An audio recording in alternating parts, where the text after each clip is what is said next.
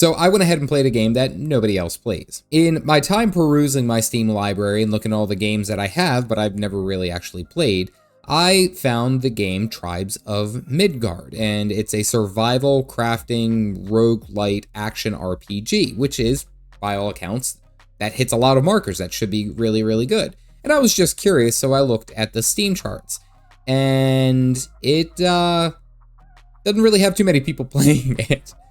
I mean, I believe on average it says that there's about like 200 people, maybe a little bit more, maybe a little bit less, depending on the day. And I was curious, why nobody played this game? And of course I had it in my library, so I decided to boot it up and give it a try. And I really wasn't impressed in many regards. While the game's art style and combat seemed interesting enough to draw me in, and to be fair, it was somewhat fun, there really wasn't enough to hook you. There wasn't really enough draw to say, I want to keep putting hours into this game. And I hate to say it like this, but the game seems more like of an advanced mobile game that just got slapped onto PC. I found myself many times just being confused of what's happening around me and trying to figure out all the different controls and all that. Now, granted, I will say that I put about 5 hours into the game, and there wasn't anything that compelled me to want to play more. And I know that there's going to be people who say, you should put, 20, 30 hours into the game before you talk about it and say if it's good or not.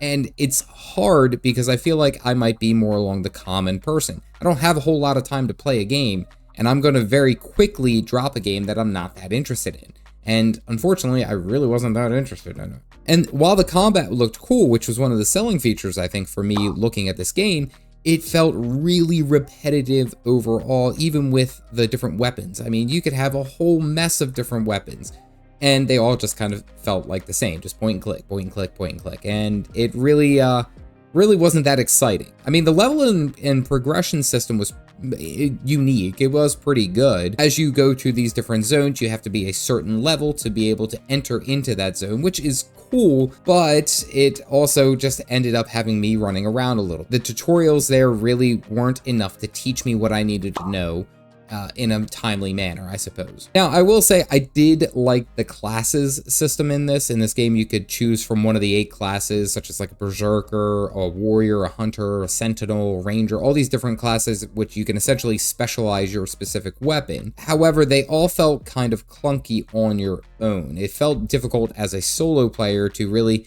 get the maximum benefit, when I think that it probably would have worked better if you were playing with other players. All 200 of them.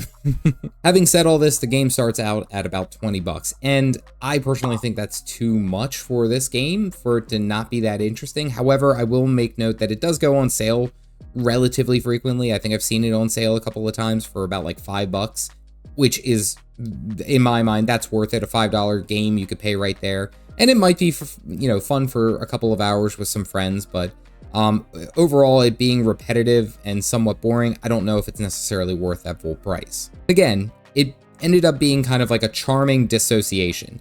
I was able to forget everything that I was working on and everything I was doing just to focus on this game, which is something great, but I could only tolerate that for so long before I said, all right, what's the purpose? What am I working for? And I didn't really have an answer to say, this is what it is. Enough was enough. I have been watching another open world survival game, and that is called Dune Awakening. Now, that is slated to come out sometime here in the near future if they get around to dropping some gameplay, but they did drop a trailer recently, and some people were disappointed in it, I myself included.